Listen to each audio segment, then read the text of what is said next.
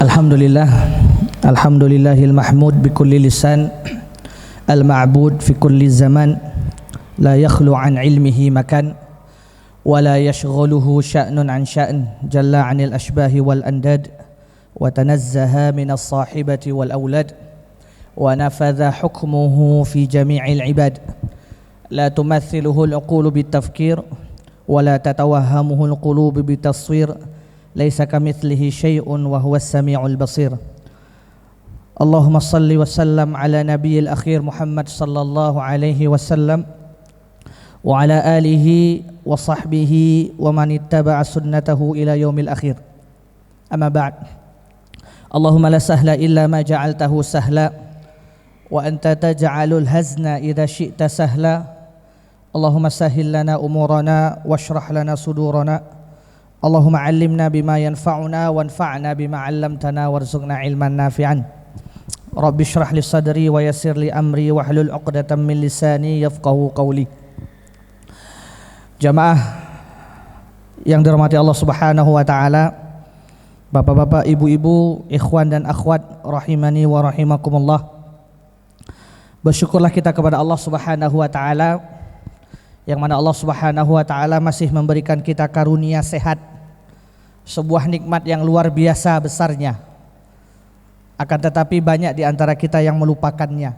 Begitu juga waktu luang, yang mana alhamdulillah semoga Allah memberkahi kita bersama mengisi waktu luang kita duduk bersama di majelis ta'lim di Masjid Arafah untuk mengkaji, untuk mempelajari ayat-ayat Allah dan merenungi hadis-hadis Nabi Muhammad sallallahu alaihi wasallam.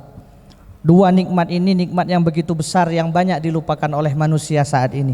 Maka bersyukurlah kita kepada Allah Subhanahu wa taala atas nikmat tersebut. Salawat dan salam senantiasa tercurahkan kepada baginda Muhammad sallallahu alaihi wasallam, para keluarga beliau, para sahabat, para tabi'in, tabi'ut tabi'in dan orang-orang saleh yang senantiasa memperjuangkan jalan dakwah beliau, sunnah beliau hingga akhir zaman kelak. Ikhwan fiddin rahimani wa rahimakumullah. Alhamdulillah pada malam hari ini saya diminta oleh panitia majelis tadabbur Quran Ustaz Rafiq untuk menggantikan Ustaz Mas'ud karena beliau berhalangan untuk hadir di tengah-tengah kita pada malam hari ini. InsyaAllah sebatas ilmu yang saya miliki mudah-mudahan bisa menambah kualitas iman kita bersama dan menambah pengetahuan kita bersama berkaitan tentang apa-apa yang tersirat pesan yang terkandung di dalam ayat-ayat Al-Quranul Karim. Rasulullah sallallahu alaihi wasallam tatkala beliau masih hidup di tengah para sahabat, senantiasa sering sekali beliau mengingatkan para sahabat akan fitnah-fitnah yang terjadi di akhir zaman. Beliau senantiasa mewanti-wanti para sahabat untuk mempersiapkan diri agar tatkala fitnah-fitnah tersebut hadir di tengah-tengah mereka, mereka bisa menghadapinya. Dan fitnah yang paling besar yang Rasulullah sallallahu alaihi wasallam sampaikan kepada para sahabat berkaitan tentang akhir zaman ialah fitnah tercampurnya kebenaran dengan kebatilan. Ini merupakan sebuah fitnah yang luar biasa yang kelak akan menimpa kaum muslimin, terkhususnya umat Nabi Muhammad sallallahu alaihi wasallam di akhir zaman nanti. Sebagaimana yang diriwayatkan di sebuah hadis dari Abu Hurairah radhiyallahu an, bahwasanya Rasulullah sallallahu alaihi wasallam bersabda, bersegeralah kalian mempersiapkan diri kalian dengan amal-amal soleh, karena akan datang di mana masanya nanti fitnah-fitnah akhir zaman akan silih berganti ibaratnya potongan-potongan malam yang gelap gulita. Seorang mukmin paginya beriman, lantas sorenya pun menjadi kafir.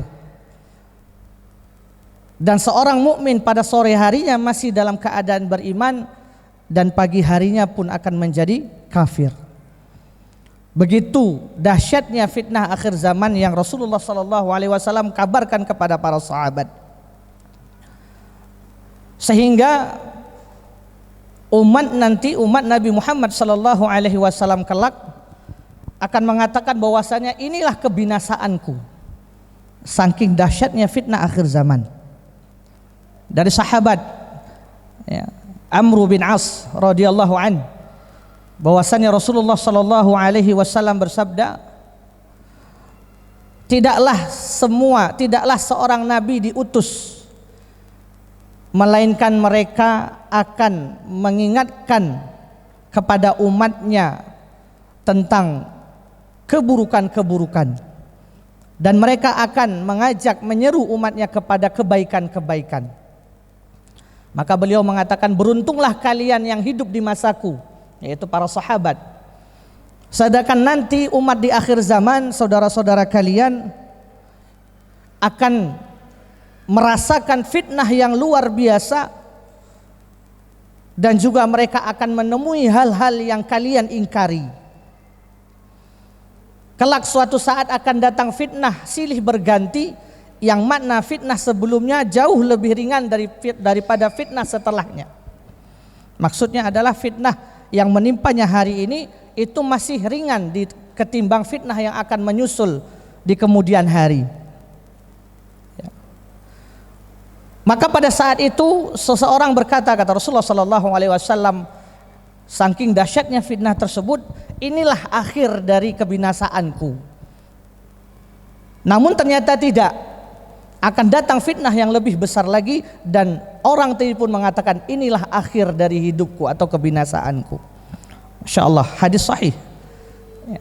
Ini menggambarkan bahwasannya begitu dahsyat, ya, begitu gelapnya fitnah-fitnah yang akan ditimpa oleh umat Islam di akhir zaman. Namun di tengah-tengah kegelapan tadi, di tengah-tengah pekatnya fitnah akhir zaman, akan terus ada cahaya yang senantiasa mencoba untuk bertahan, ya, sehingga mereka mampu melalui fitnah-fitnah tersebut.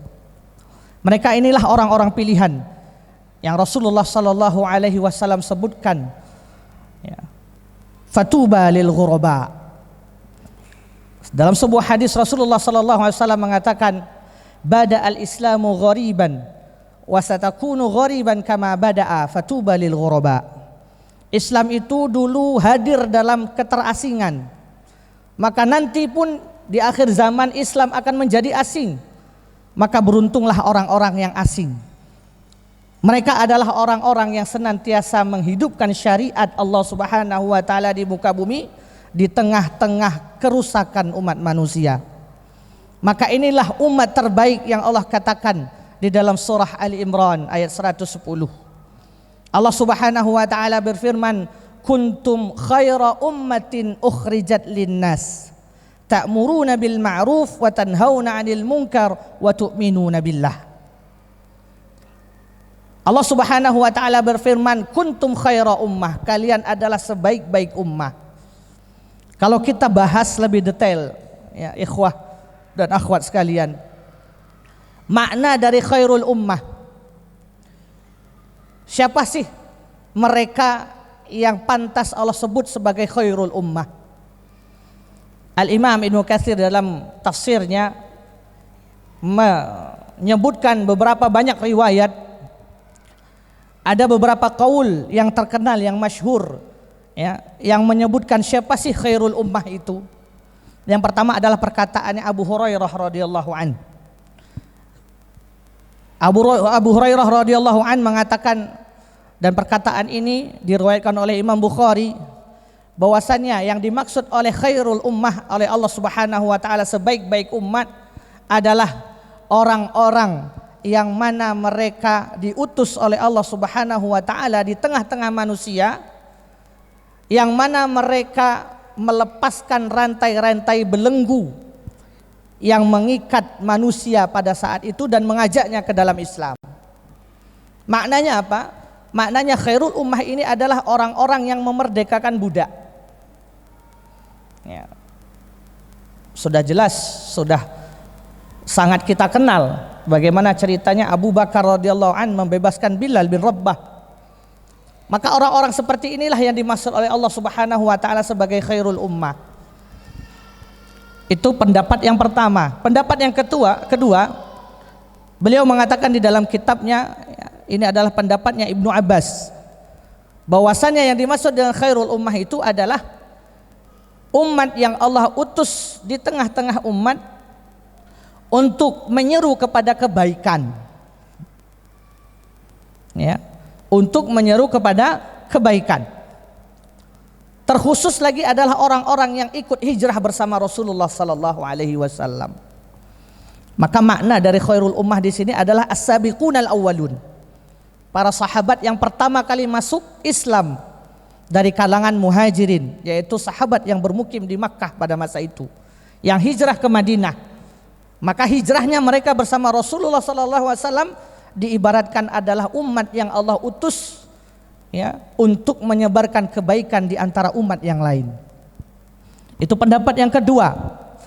Pendapat yang ketiga diriwayatkan oleh Imam Ahmad, ya, di dalam musnadnya, di dalam sanadnya, beliau mengatakan bahwasannya di dalam kitab musnadnya, makna yang ketiga dari khairul ummah yaitu maknanya adalah secara global, secara umum. Ya. Umat yang Allah utus di antara umat manusia yang senantiasa menyebarkan syariat Allah Subhanahu wa taala, kebaikan di muka bumi. Baik itu berlaku pada zaman Nabi Muhammad ataupun setelahnya.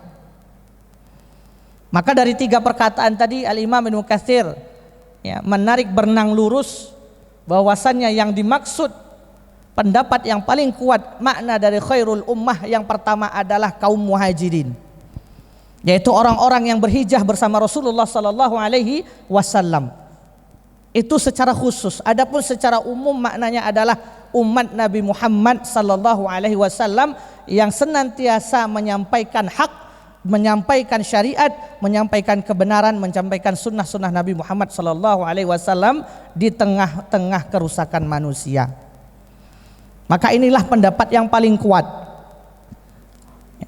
Sebagaimana Nabi Muhammad sallallahu alaihi wasallam bersabda, hadis ini riwayat oleh Imam Ahmad di dalam musnadnya, kemudian Imam Tirmidzi di dalam kitab Jami'-nya, Imam Al-Hakim di dalam kitab Mustadraknya.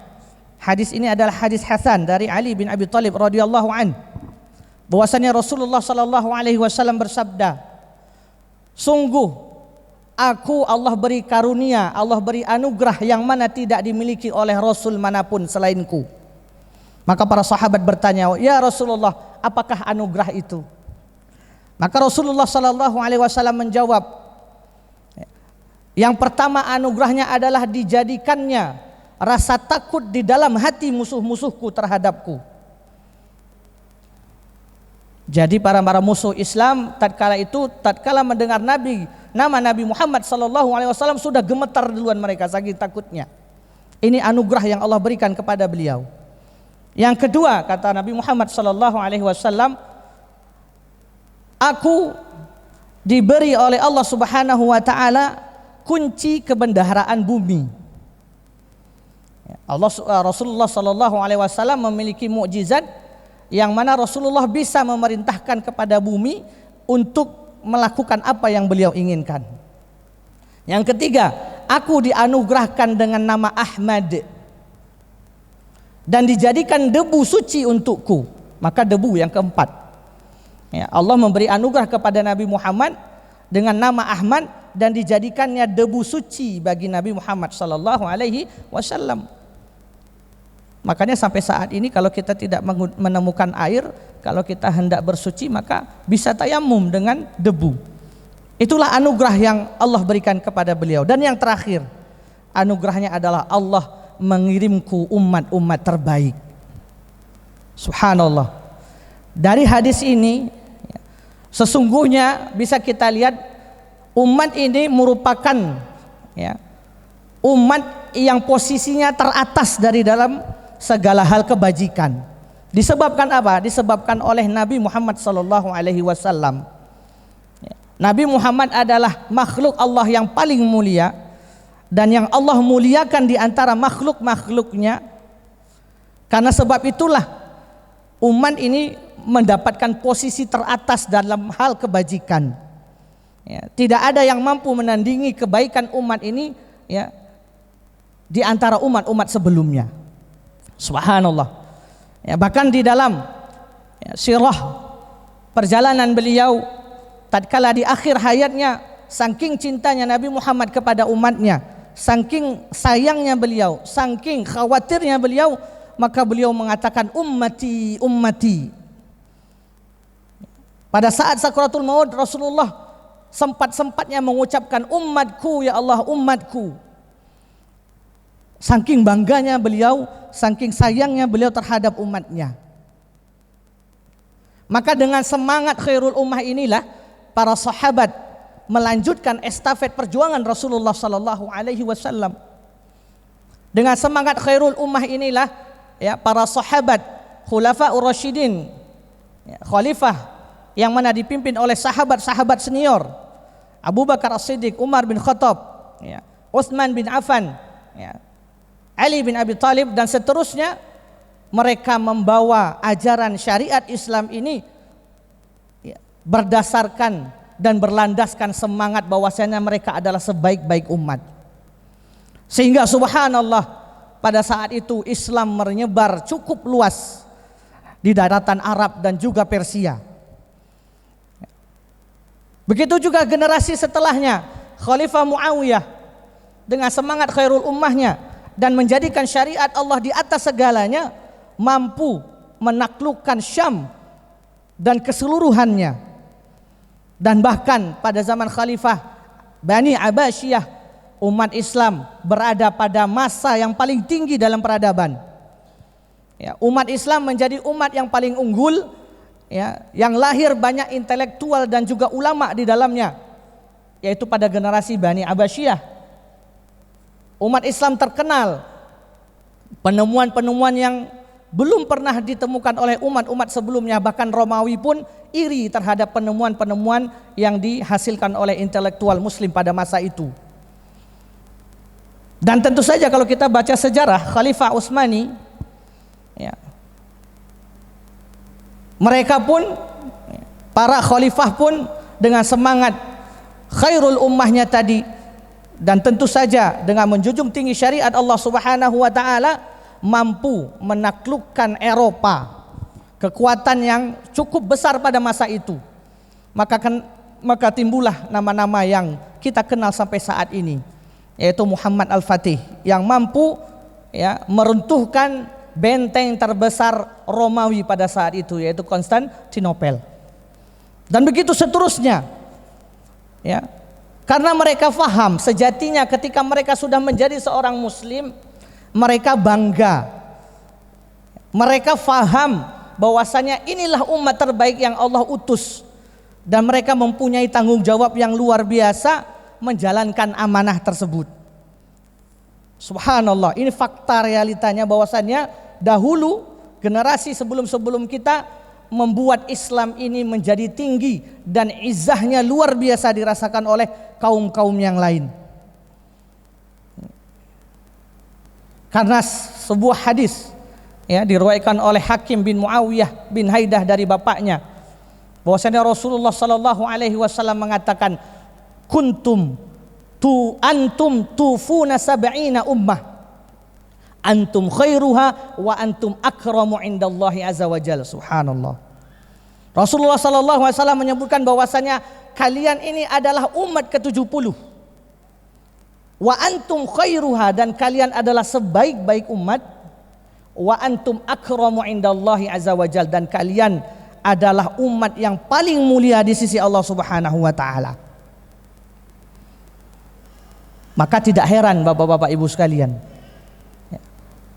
masa keemasan Islam dulu tidak lain dan tidak bukan karena mereka faham bahwasannya merekalah umat yang Allah utus untuk umat di muka bumi ini dalam hal menyampaikan kebenaran dan juga syariat Allah Subhanahu wa taala. Maka dari itu Allah pun tidak segan-segan memberikan pertolongan kepada mereka. Namun bapak-bapak, ibu-ibu yang dirahmati Allah Subhanahu wa taala, sangat disayangkan umat Islam hari ini. Umat Islam hari ini jauh dari kata-kata, jauh daripada dasar-dasar, jauh daripada pedoman-pedoman yang telah Allah dan Rasulnya tetapkan. Sehingga apa? Sehingga yang menimpa umat Islam saat ini adalah berbagai macam kezaliman dan penindasan. Izzah umat Islam itu Allah cabut. Nah, ini menjadi pertanyaan bagi kita semua. Pertanyaan besar bagi umat muslim, kenapa ya, kita saat ini yang sudah Rasulullah katakan tadi sebagai umat yang terbaik, kenapa menjadi umat yang justru terbelakang? Nah, ini menjadi pertanyaan bagi diri kita masing-masing, muhasabah bagi diri kita. Ada apa gerangan?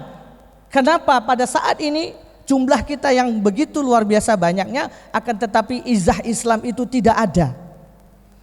Kita dengan mudah diporak-porandakan oleh musuh, kita dengan mudah dikacau balaukan, diadu domba oleh musuh-musuh yang tidak menyukai Islam.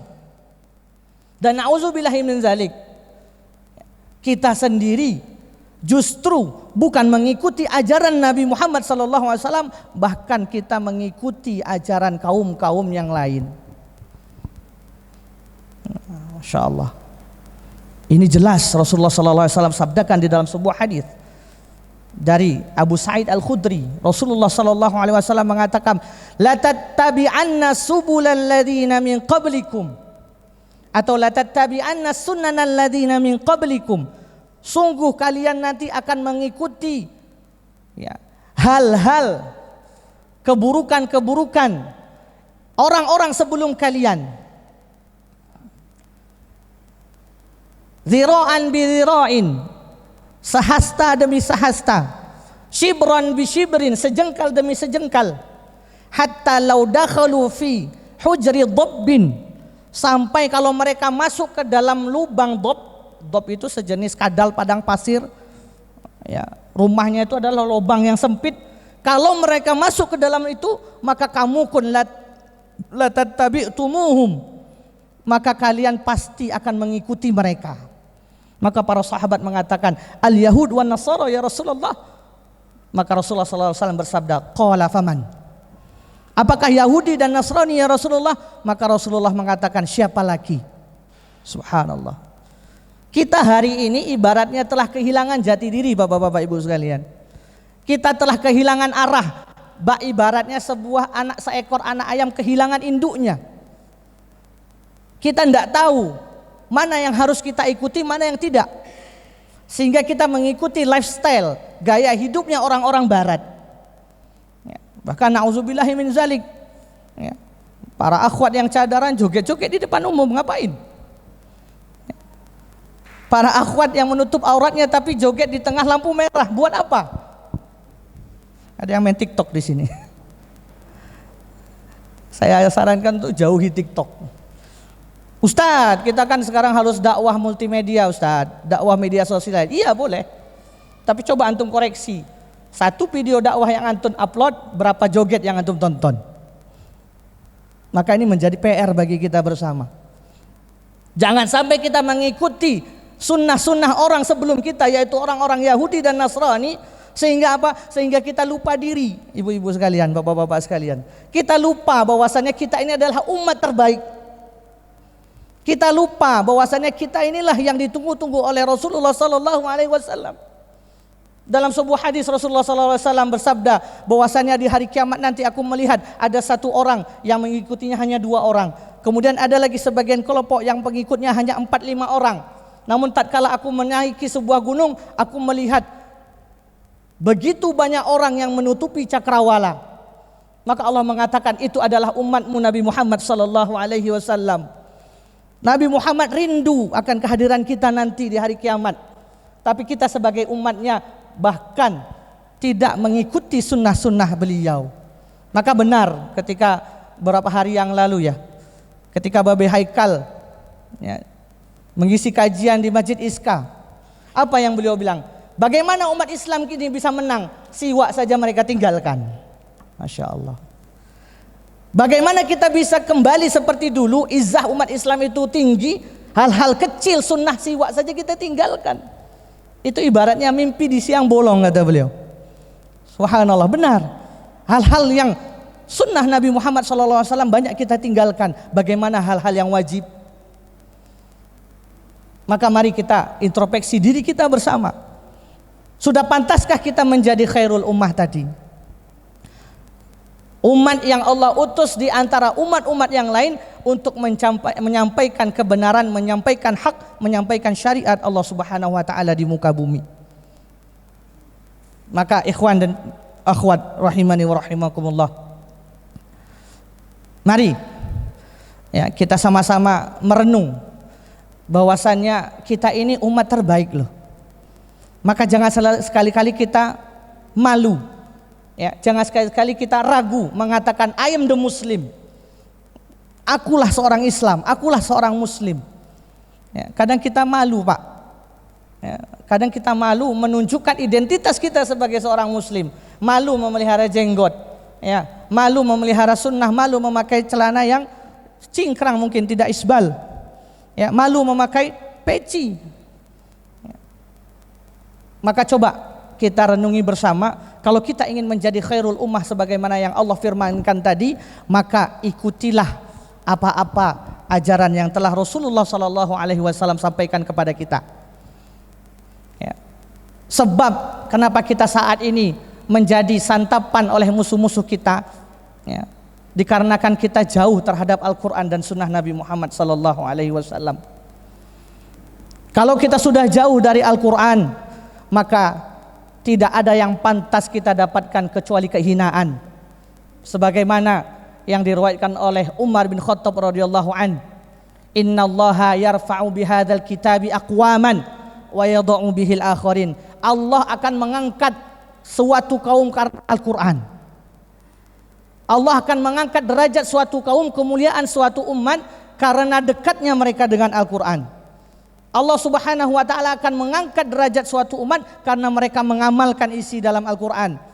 Allah Subhanahu wa taala akan mengangkat derajat suatu kaum dikarenakan mereka menjaga dan menghafal isi apa-apa yang ada di dalam Al-Qur'anul Karim. Sebaliknya, wa yadh'u bihil akharin, dan Allah pun akan menghinakan sehina-hinanya kaum apabila mereka meninggalkan Al-Qur'an. Allah Subhanahu wa taala akan menistakan senista-nistanya kaum apabila mereka tidak pernah membaca, bahkan tidak pernah mempraktekkan apa-apa yang ada di dalam Al-Qur'anul Karim. Maka dari itu, bapak-bapak, ibu-ibu yang dirahmati Allah Subhanahu wa taala, yuk mari kita sama-sama ya dengan semangat khairul ummah tadi. Ya. Kita ini adalah sebaik-baik umat yang telah Rasulullah katakan. Maka pedelah kita menjadi seorang muslim. Hidupkanlah sunnah-sunnah walaupun sekecil apapun. Ya, berusahalah kita untuk senantiasa mengerjakan apa-apa yang Allah perintahkan. Berusahalah kita dengan semampu kita untuk mengerjakan apa-apa yang Rasulullah SAW sunnahkan. Maka insya Allah Ta'ala ya, gelar khairul ummah ini akan bisa kembali kita peroleh. Kelanjutan ayat tadi, maka khairul ummah ini memiliki karakteristik kebiasaan. Ya. Ta'muruna bil ma'ruf wa tanhauna 'anil munkar wa tu'minuna billah. Tiga hal ini tidak bisa dipisahkan kepada orang yang memiliki jiwa sebaik-baik umat. Tentu setelah rukun Islam yang 5, tentu setelah mengerjakan syahadat, mengucapkan syahadat, mengerjakan salat, mengerjakan zakat, puasa di bulan Ramadan, haji ke Baitullah bagi yang mampu, maka sifat yang paling mencolok pada diri mereka adalah ta'muruna bil ma'ruf, senantiasa memerintahkan kepada yang ma'ruf. wa tanhauna 'anil munkar, dan senantiasa mencegah hal-hal yang mungkar, wa tu'minuna billah, dan juga senantiasa beriman kepada Allah Subhanahu wa taala. 3 hal ini Bapak-bapak Ibu sekalian, ikhwan fiddin rahimakumullah, tidak akan pernah bisa kita capai kecuali dengan ilmu. Bagaimana antum menyuruh orang untuk berbuat kebaikan, antum tak tahu ilmunya? Bagaimana antum menyuruh orang untuk sholat, antum tak tahu gerakan sholat? Bagaimana antum menyuruh orang untuk sedekah, antum pun tak pernah sedekah? Maka ilmulah menjadi kuncinya. Begitu juga dengan nahi mungkar. Apalagi nahi mungkar, Pak. Nahi mungkar ini subhanallah, kalau kita dalami ilmunya, ya, maka kita tidak bisa seenaknya saja untuk mencegah kemungkaran. Maka penting bagi kita untuk mengilmui bagaimana cara kita mengerjakan syarat-syarat nahi mungkar itu seperti apa. Ya, apakah setiap kemungkaran harus kita cegah? Bedakan kemungkaran dengan maksiat, Ji. Kalau maksiat adalah suatu hal yang dilanggar oleh seorang mukallaf. Sedangkan kemungkaran itu lebih global. Ya, maksiat itu adalah keburukan yang dilanggar oleh mukallaf. Mukallaf ini siapa? Orang yang sudah dibebani hukum atas dirinya, yaitu orang yang baligh. Akan tetapi kemungkaran itu lebih umum maknanya, bukan maksiat, tapi kemungkaran. Orang yang tidak mukallaf pun mesti kita cegah dari kemungkaran. Contohnya seperti apa? Orang gila di tengah pasar pegang parang, Pak. Itu kemungkaran. Maka harus kita cegah. Meskipun dia tidak mukallaf, dia bukan orang yang terkena atau terjatuhi hukuman, ya, karena dia orang gila. Ya, maka bedakan antara maksiat dan kemungkaran. Maksiat itu adalah sebuah perbuatan dosa, ya, yang dijatuhkan oleh orang yang mukallaf. Akan tetapi kemungkaran adalah suatu keburukan di muka bumi, ya, yang dikerjakan oleh siapapun. Itu namanya kemungkaran. Maka kita harus tahu ilmunya. Setidaknya ada 3 syarat. Ya, kalau kita bahas ini akan panjang. Setidaknya ada 3 syarat bagaimana kita melaksanakan nahi mungkar. Yang pertama, kita harus tahu kemungkaran itu adalah benar-benar yang mungkar atau tidak. Jangan sampai kita melarang orang untuk berbuat sesuatu yang itu belum jelas kemungkarannya. Yang itu belum jelas kemungkarannya. Maka kita harus bisa membedakan mana yang mungkar, mana yang tidak, mana yang mubah. Jangan sedikit-sedikit kita nahi mungkar. Ayo semangat gitu kan, tapi yang kita grebek atau yang kita bubarkan adalah hal-hal yang belum jelas kemungkarannya. Itu yang pertama. Yang kedua, tidak ada nahi mungkar di dalam hal-hal ijtihad. Maka jangan salah kaprah. Ya, kalau ayo kita bubarkan pengajian di sana, itu Wahabi misalnya. Enggak. Hal-hal yang bersifat ijtihad, maka tidak ada nahi mungkar di dalamnya, kata para ulama. Jadi jangan semangat kita nahi mungkar, ayo kita bubarkan tahlilan. Nah, kita belum tahu dalilnya tahlilan ada atau tidak. Tahlilan ini perkara yang apa? Apakah dia perkara ijtihad atau perkara qat'i? Perkara qat'i yang sudah pasti itu adalah tentang akidah. Nah, kalau orang Syiah harus kita bubarkan pengajian Syiah karena sudah bertentangan dengan akidah Ahlussunnah wal Jamaah. Tapi kalau hanya sekedar pengajian tahlilan, maka jangan seenaknya kita nahi mungkar di dalamnya. Ya, begitu juga dengan sebaliknya. Ya, apabila ada teman-teman kita sedang mengaji, kita bilang itu Wahabi, bubarkan misalnya. Maka tidak boleh. Jangan jadikan hal-hal ikhtilaf itu sebagai ranah, ya, tempat kita melakukan nahi mungkar. Tidak boleh, kata para ulama. Yang ketiga, kita harus menimbang kemungkaran yang kita larang itu dampaknya lebih besar atau tidak pada diri kita. Jangan sampai antum membubarkan preman yang mabuk 5 orang, antum sendiri kurus lagi misalnya. Alamat masuk rumah sakit nanti antum. Jangan sampai antum melakukan nahi mungkar yang mana itu mudaratnya lebih besar bagi diri antum. Jangan. Ya, jangan sampai antum melakukan nahi mungkar, ada begal di sana, mereka bawa pistol, bawa parang gitu kan. Antum sendiri, oh syahid Ustaz, insya Allah syahid. Iya syahid. Tapi kasihan keluarga yang antum tinggal. Ya, jangan sampai kita melakukan nahi mungkar yang mana itu mudaratnya lebih besar menimpa diri kita. Tidak boleh, para ulama mengatakan. Maka tidak boleh sembarang kita melakukan nahi mungkar. Maka ada porsi siapa yang berhak menentukan nahi mungkar ini.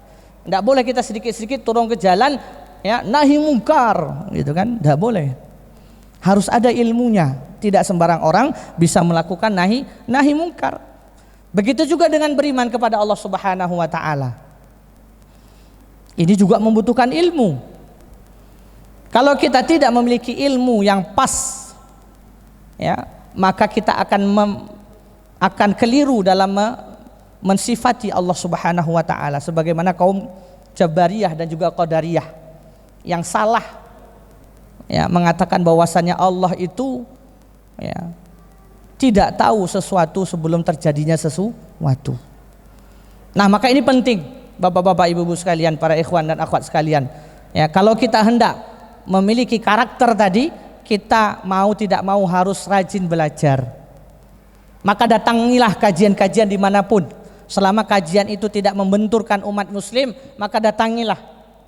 Ya, selama kajian tadi tidak, ya, mengandung unsur-unsur yang dilarang oleh syariat, maka hadirilah.